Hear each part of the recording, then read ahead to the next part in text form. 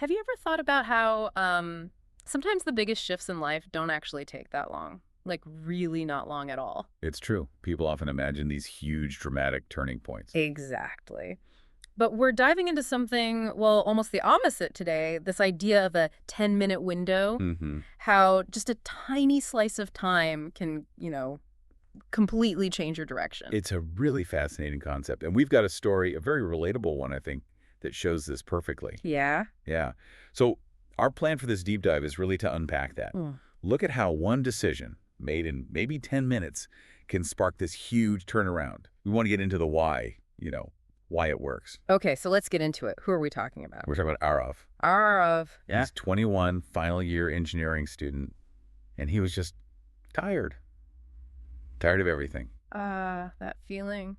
I think a lot of people know that one. Definitely. He wasn't exactly failing his classes or anything, but he wasn't winning either, just sort of existing. He described his days as copy-paste, didn't he? He did. Wake up, college, scroll endlessly on his phone, pretend to smile, sleep, then repeat. That sounds draining, just that monotonous loop. It really is. And this feeling of being stuck, it's incredibly common, but the weight of it can be immense. So it wasn't just general unhappiness. There were specific things going on. Oh, yeah. It wasn't just vague.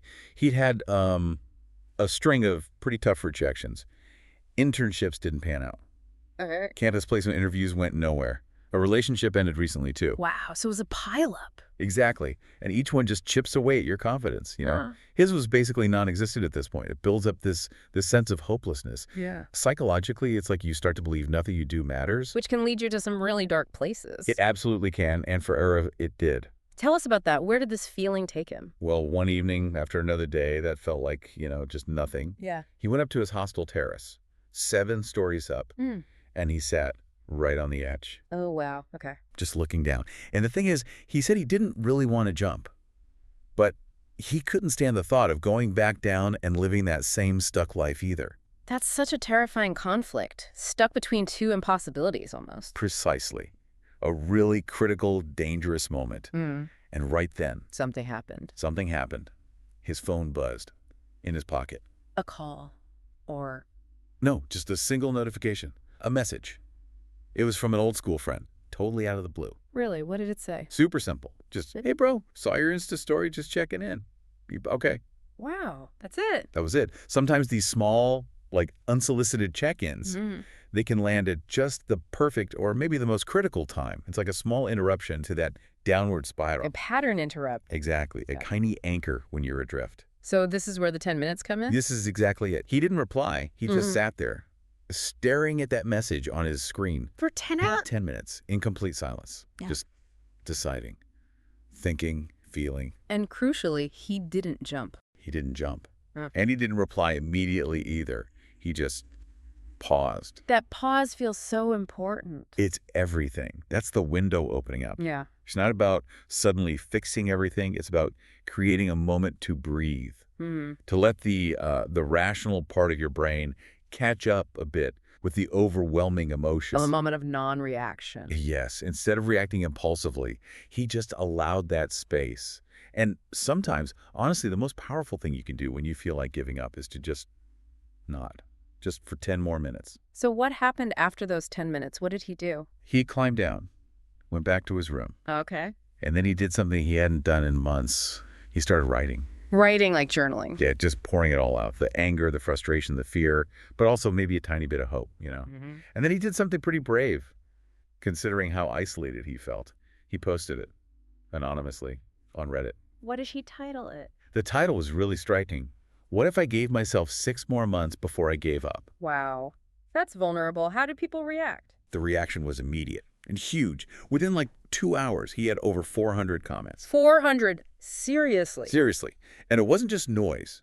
It was real encouragement, actual advice, and so many stories from other people saying, me too.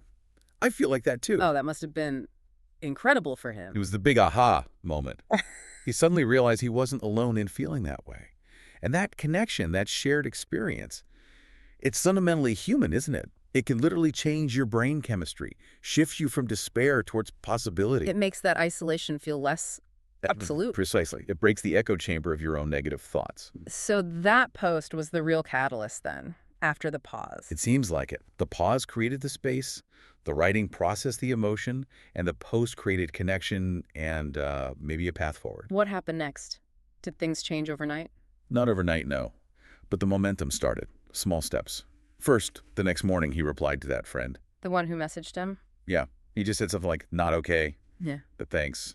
I needed that. That's a big step in itself, admitting you're not okay. Huge. Then he saw something in the Reddit comments, some kind of writing contest. And he thought, why not? So he applied. Did he win? He didn't win, no. But his piece got published. Oh, okay. That's still something. It was enough validation to make him think, maybe I can do this.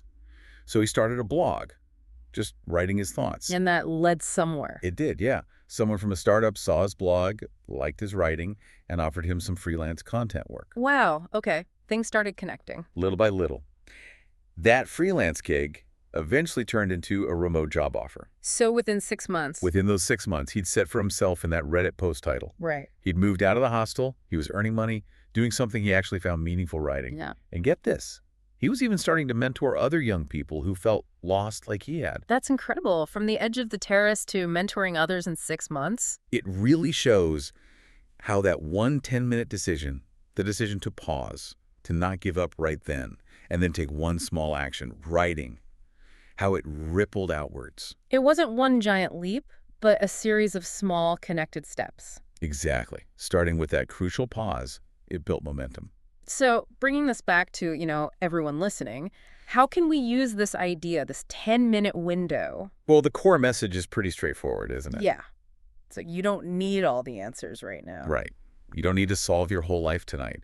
If you're feeling overwhelmed, on the edge, emotionally, mentally, maybe even literally like Aarav was. Just give it 10 minutes. Just give it 10 more minutes. Commit to that tiny window of time. And what can you do in those 10 minutes? Anything small, really, Hmm. something concrete. You could do what Aarav's friend did, message someone. Or do what Aarav did later, write down how you feel. Just get it out. Okay. Or, Google a helpline. There's always someone to talk to, resources are out there. Yeah, that's important. Or watch something that inspires you. Maybe a funny video even. Or literally, just sit and breathe. Focus on your breath for 10 minutes. Ground yourself. Simple actions. Very simple. But that small space, that 10 minutes, it can honestly be the difference. The difference between falling apart and finding a way to start again.